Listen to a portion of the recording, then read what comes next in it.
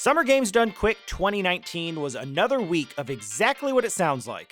Video games being played very fast by people who are really, really good at them, and all to raise money for charity. Every Games Done Quick event tries to outdo the last one, and usually they do. SGDQ 2017 raised about $1.7 million. In 2018, they raised about $2.1 million. But for 2019, they blew the top off and raised over $3 million for Doctors Without Borders. That's the biggest donation total for a GDQ event by over $500,000. And because it's a 24-hour marathon that goes on over a week's time, I bet you missed some of it. That's cool, because I'm Dean from Fandom, and I'm here to point you to some of the very best moments from an incredible week. One of the highlights of SGDQ 2019 was only its fourth run, just a couple hours in. Of course, there were a bunch of Mario games run during the show, but this one really stood out. Cool Kid needed about 23 minutes to tear apart every single stage of Super Mario Bros. 2, and he'll be the first to tell you the run wasn't perfect. A number of Birdo boss fights didn't quite set up right, and some of his RNG luck didn't really go his way. But for everything that may have been suboptimal in the run, there was a lot more of this. Probably one of the hardest platforming screens right here. Just really careful jumping.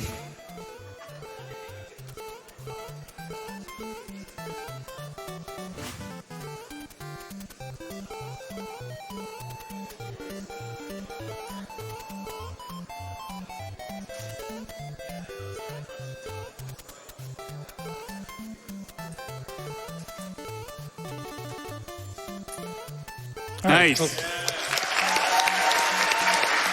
Cool Kid used Toad for most of the run, but all four characters made an appearance at least once, usually to set up level skips that cut entire minutes off the final time. Risky double jumps, pixel-tight dodges, and a fair amount of digging punctuated the run that helped kick SGDQ 2019 off in style.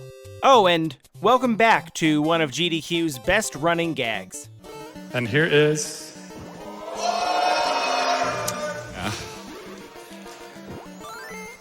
Oh.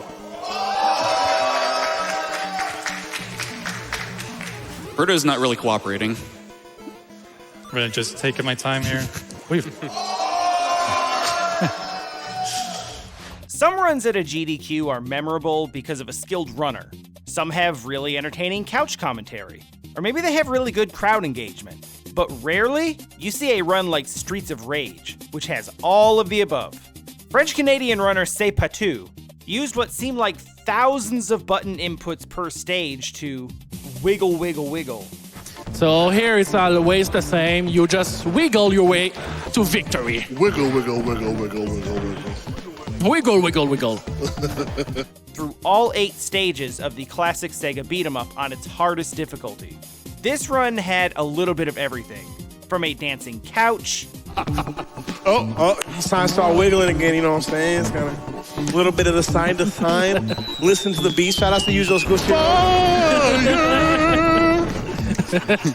To combo chants. Ladies and gentlemen, the Ultimate Warrior and Blaze doing the tango. Hey, hey, hey, hey, hey, hey, hey, hey, hey, hey.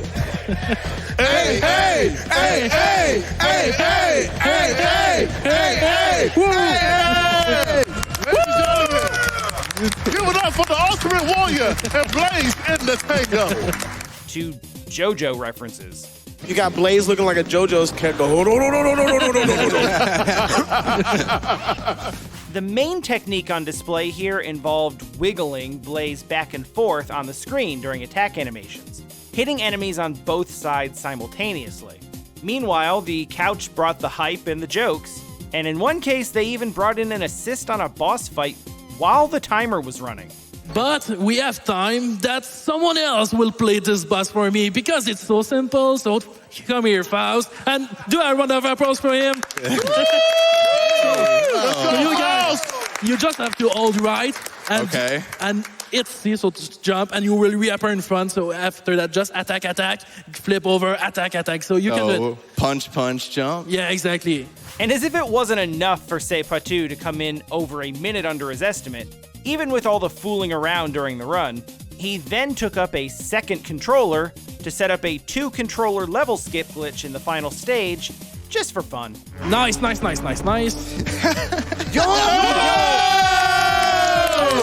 Every game at a GDQ is done fast. That's kind of the point. But DoeWolf sent every aspect of his any % run of Half Minute Hero into overdrive. Anyway, so we're over land there because we're over land we don't encounter whales, and whales are like the super jerk birds. Also, this is a jerk bird, but we're fine. Half Minute Hero is like the WarioWare of JRPGs. We are expected to traverse a world map, level up in random battles, and then find and defeat an evil lord, all in just 30 seconds. Then you move on to the next stage, where once again, the world will end in 30 seconds if you don't save it.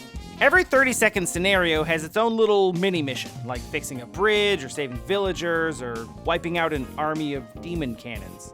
Now, with each of these scenarios playing out at a constant 30-second countdown, you might think that DoeWolf would be in serious focus time for the entire run, but it was quite the opposite.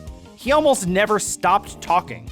DoeWolf sent his explanations into turbo speed so he could try to explain what was going on during each 30-second segment. So, next stage is Swamp and Witch. So there is a witch in this swamp, and the swamp is cursed. So we're going to go find the witch and ask her to uncurse the swamp and also help her love life, because that's just how we do. And for the most part, he really did it, even if he had to summarize once in a while. So we're just going to run down here. We're going to get Bug Swatter. Bug Swatter is super effective against bugs. Now, what does that mean? This is a bug. It's now dead. Tuesday at SGDQ 2019 was one of the best days I've ever personally seen at any GDQ event. As I was taking notes on the great runs from the show, it started looking like just a description of every run from Tuesday afternoon on. So let's just summarize some of the highlights of those highlights.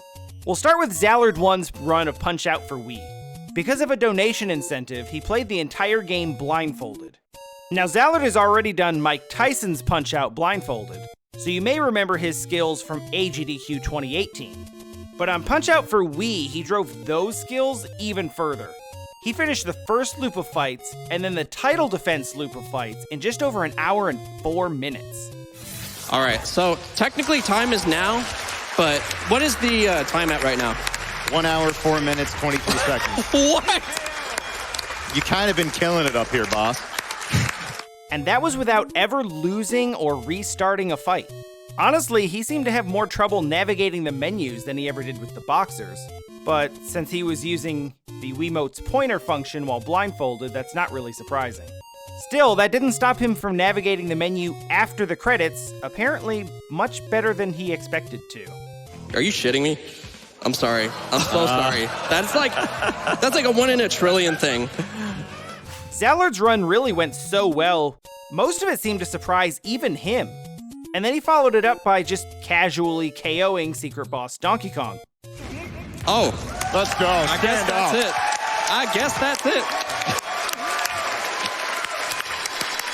Give it up for Zallard1, everybody. Punch-Out was followed up by a glitchless run of Pokemon Crystal by Kizaron. Being a 3.5-hour run, it could very easily have gotten boring, but it didn't, because there was always something happening. At one point, every person on the couch was doing their own Pokemon speedrun. Keys coming up, I'm going to do the underflow menu, so I need serious time. Oh, okay. If you don't mind. Yeah, that's fine. Thanks. I appreciate that. Absolutely. It wasn't long before the crowd had a recurring gag at the start of every battle. Now, every time Raikou pops up, I want the crowd to just yell Dio.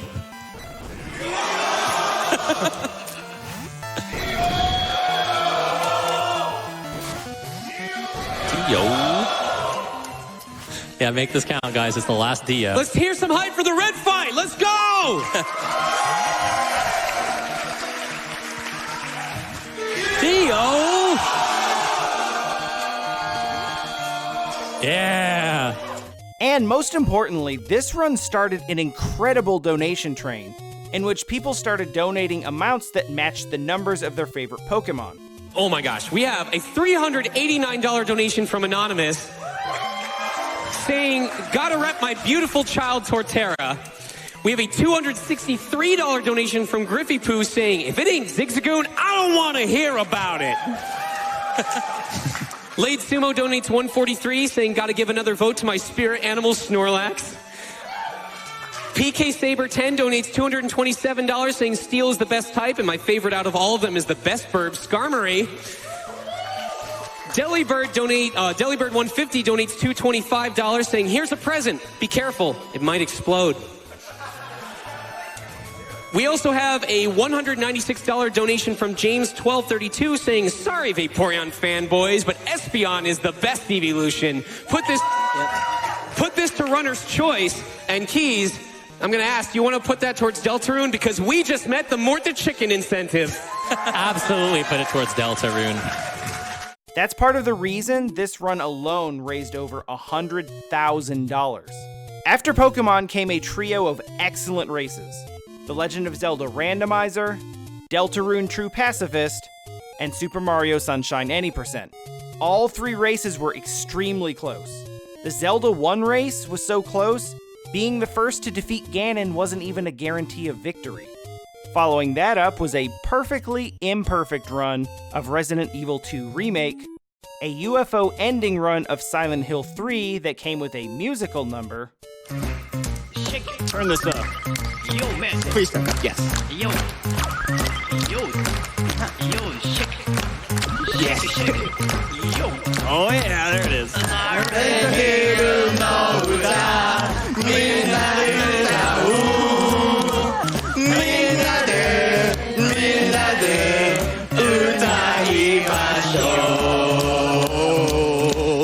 And the most hype you'll ever see for Big the Cat. All right, so line up right here, and Froggy should spawn. Yeah, he doesn't spawn in until... I was worried for a couple of seconds then. Yep.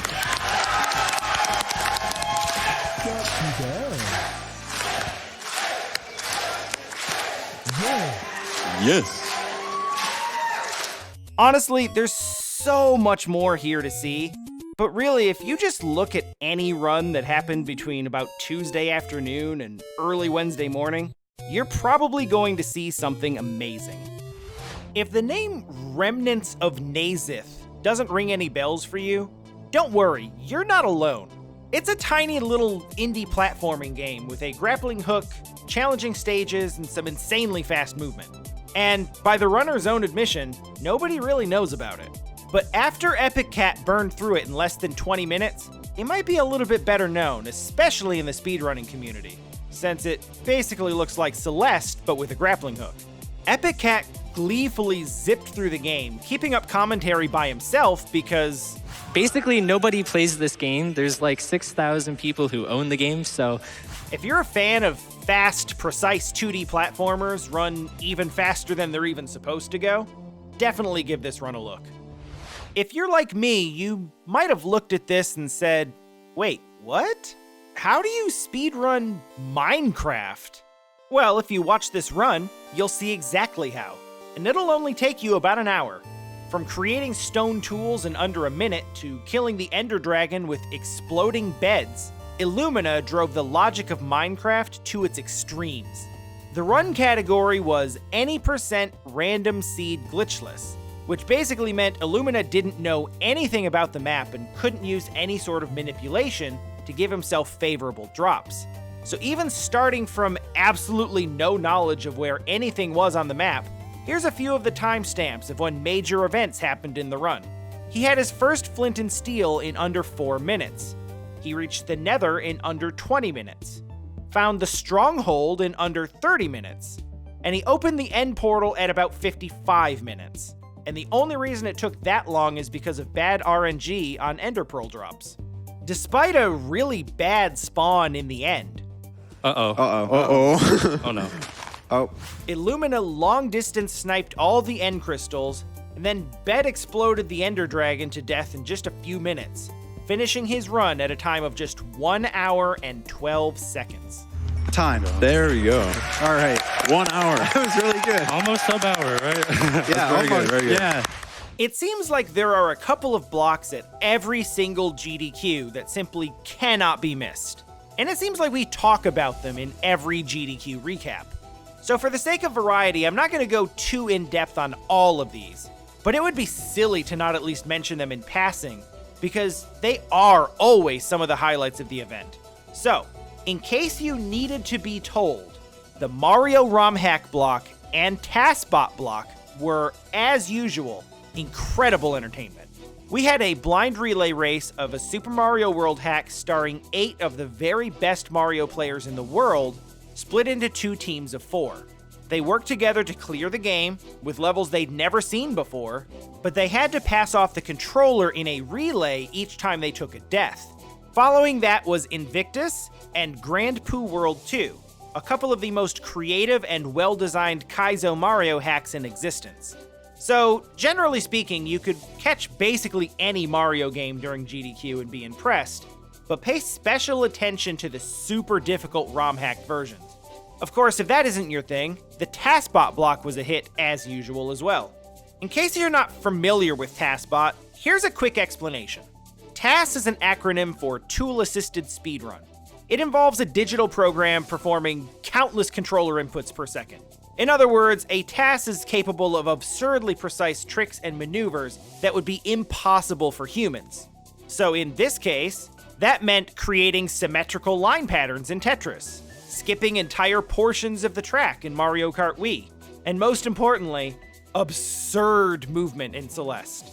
We use the hyperdash on the next screen in a interesting way. Yeah, watch Madeline Don't closely blink. here. Don't blink.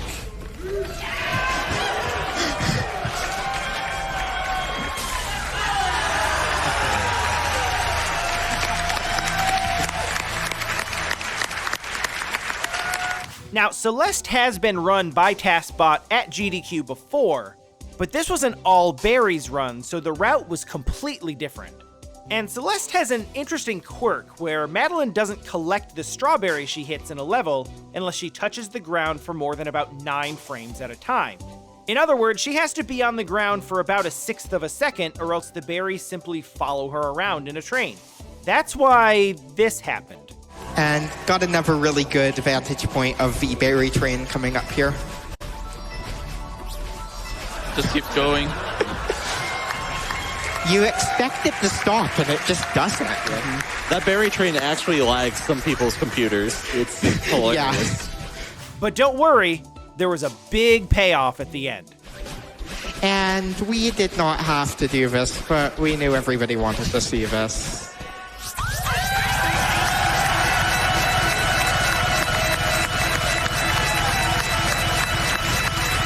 It just keeps going. Crank it.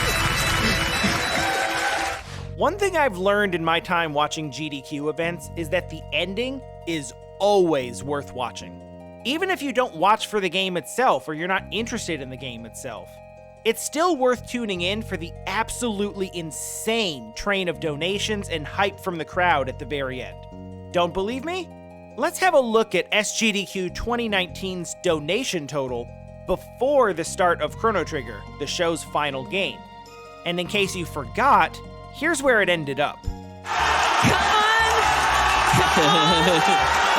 Almost there.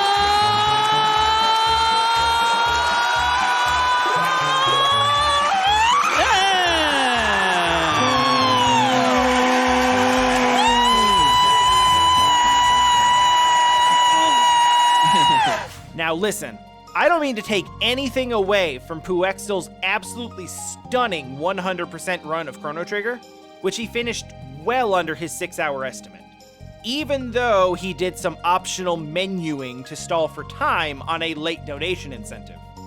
Well, you might need to do some menuing before you go to the Black Omen. Just double check, do you have all the right stuff equipped? Puexel is one of the best RPG speedrunners in the world, and his skills were on full display here. But in the last hour or two of his run, as last-minute donations poured in and milestone after milestone was passed, the donation tracker rolling over and over became more of a focal point than the game itself, and the energy in the room really showed it. At one point, donations slowed down, and even the host herself doubted that they would actually hit 3 million, accidentally into a hot mic. I don't know if we're going to hit it. It's kind of slow to... Oh, pardon me? Perhaps because of that, a new donation train started up. And so this here was basically the scene for the entire last half hour or so.